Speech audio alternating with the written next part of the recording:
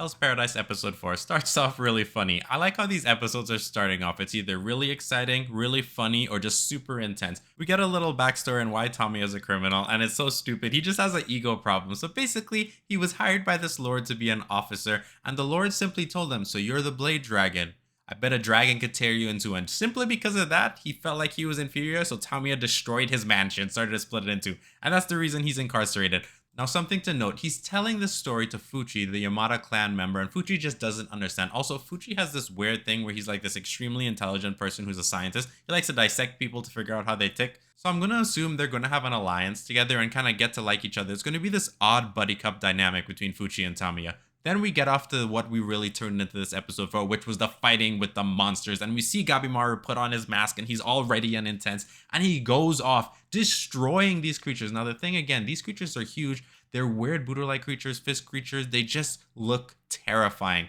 And I'll be honest with you, the fact that these guys are willing to fight them is actually very brave. But then again, if something's coming at you, you don't want to just stand there and go out. You want to be able to defend yourself even if you know you're going to lose. So that's their goal right now. Gabimaru also thinks to himself, should he leave Yagiri? But he can't do it after the promise they made that they're going to get better together. So he literally gets to use his ninjutsu, and we get to see it for the first time. He's instantly shredding people, burning them up, turning them into fire. It's amazing. The animation for this anime is beautiful, and I can't wait to see what the fight scenes are going to hold in the future. Now, as Gabimaru is actually continuing to eliminate all the monsters coming their path, Yagiri got frozen in her feet and unable to do much, so Gabimaru ends up having to ditch his main fight to come and rescue her, which actually leaves him open to an attack. Right when that monster was about to attacking, another Yamato member comes in and slices it in two. And this Yamato member's name is Genji. He's big, strong, tough, and brooding. That's what he seems like, a man's man. He's also accompanied by Senta, who's a little smarty pants, a little chubby Yamato clan member. I don't actually know how he got to be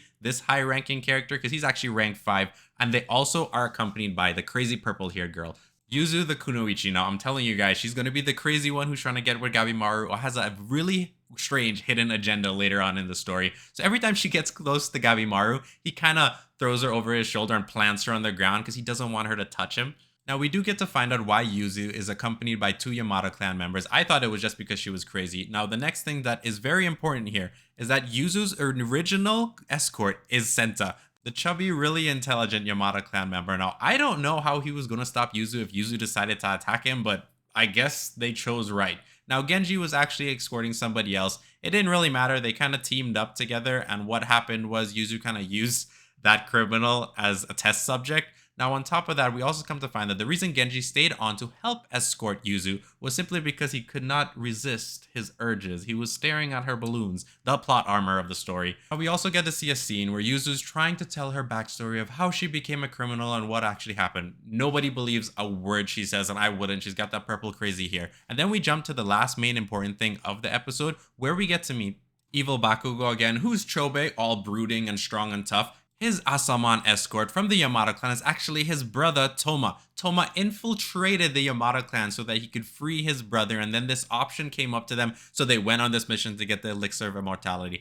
Now, I will say this is pretty cool. They have a really nice brotherly dynamic that they only trust each other in the world, and what's also interesting to see is how strong these two actually are. Chobe is destroying these monsters. He even takes one of their weapons and starts to slice them up. It's actually really interesting. Toma is a little weaker, softer brother, but he's just as strong, which is actually nice to see. So that covers the episode. Overall, this is a lot of intense fighting, and the action scenes were nice, as well as a little more backstory. I would again give this an 8 out of 10 on my scale. It was very enjoyable. On to the next one.